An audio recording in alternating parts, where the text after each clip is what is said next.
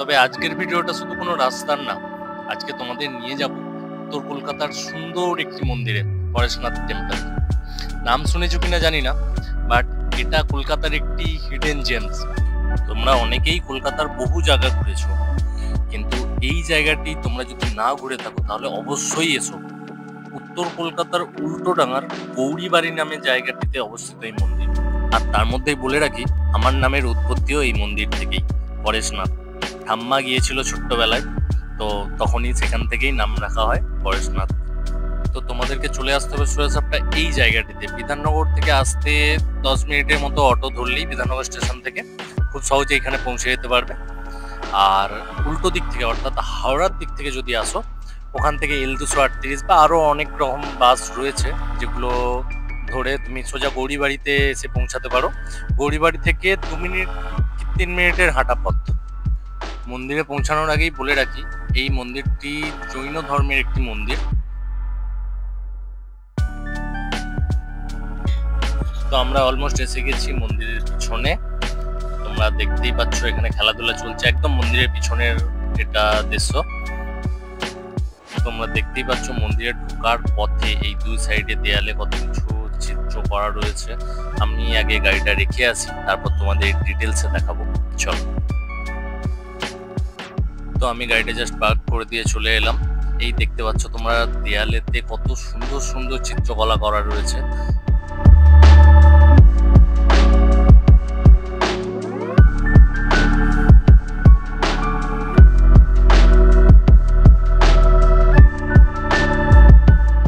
একদম দেয়ালের দুই সাইডেই তোমরা দেখতে পাচ্ছ খুব সুন্দর করে চিত্রকলা করা রয়েছে।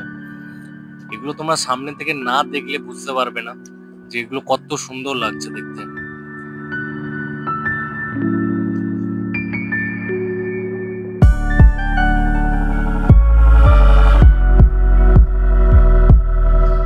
কিন্তু এটা এখনো গেটের মধ্যে আমরা ঢুকিনি।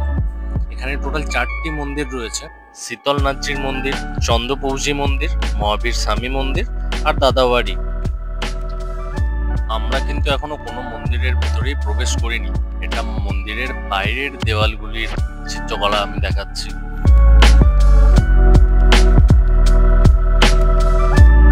তো এই হচ্ছে পরেশনাথের মেন মন্দিরের গেট।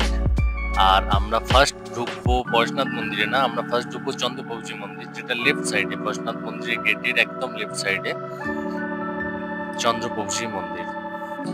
আর এই হচ্ছে চন্দ্রপৌষীর মন্দিরের মেন গেট। তো চলো আমরা মন্দিরের ভেতর প্রবেশ করি।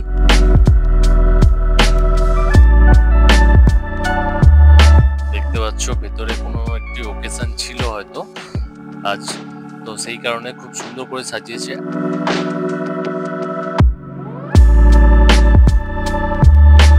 তো তোমরা দেখতেই পাচ্ছ লোকজনের ভিড়ও খুব একটা কম ছিল না আজ, যেহেতু রবিবার, তো ছুটির দিন অনেকেই এসেছে।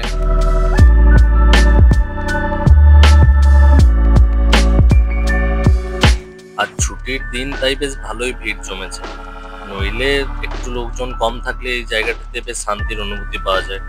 এমনিতেই তোমরা দেখতে পাচ্ছ এত গাছপালার মাঝে যদি একটু নিরাপত্তা থাকে তাহলে কিরকম লাগে বুঝতেই পারছো।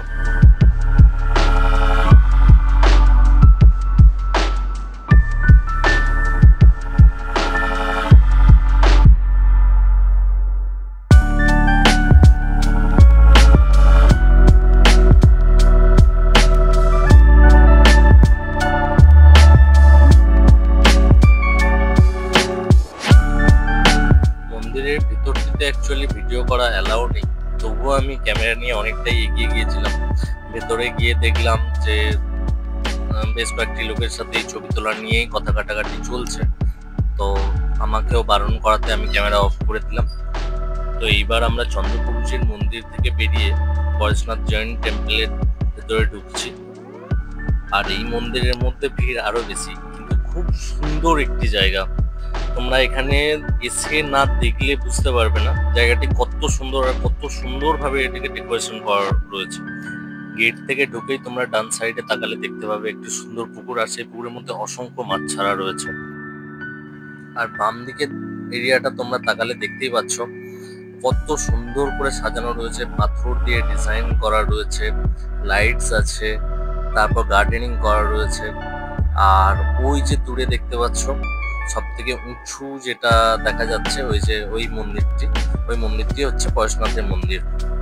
এখানে বাচ্চাটিকে দেখো রিলস বানাচ্ছে, তার বাবা ক্যামেরা করে দিচ্ছে। এছাড়াও বাকি বহু মানুষ আসে এখানে সময় কাটাবার জন্য, ফ্যামিলির সাথে আসে, বন্ধুদের সাথে আসে। খুব সুন্দর একটি জায়গা, তোমরা চাইলেই কোনো একটা বিকালে সময় কাটানোর জন্য আসতেই পারো। জাস্ট দেখো কত সুন্দর করে এই মূর্তিগুলোকে বানানো রয়েছে।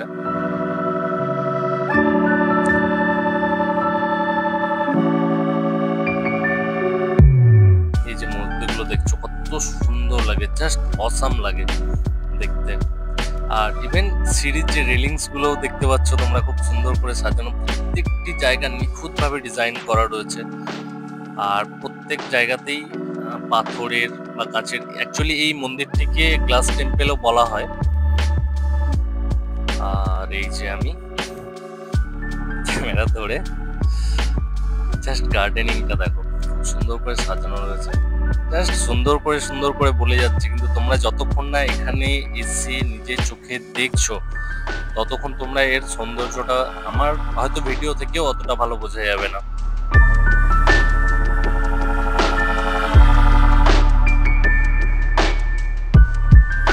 এটি কলকাতার জৈন টেম্পেলগুলির মধ্যে সবথেকে জনপ্রিয় একটি মন্দির।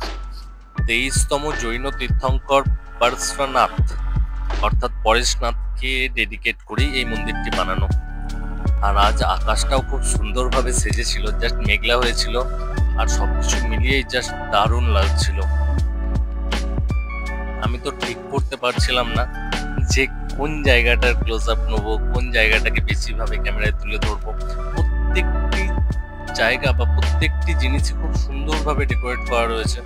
এই মূর্তিটিকে তোমরা দেখতে পাচ্ছ, জাস্ট একটা আলাদাই ধরনের, খুব সুন্দর হাতের কাজ দিয়ে বানানো। আর এই শিল্পকলাগুলি যে নতুন তা না, খুবই পুরনো। মন্দির উৎপত্তির সময় থেকেই এই শিল্পকলাগুলি হয়ে রয়েছে।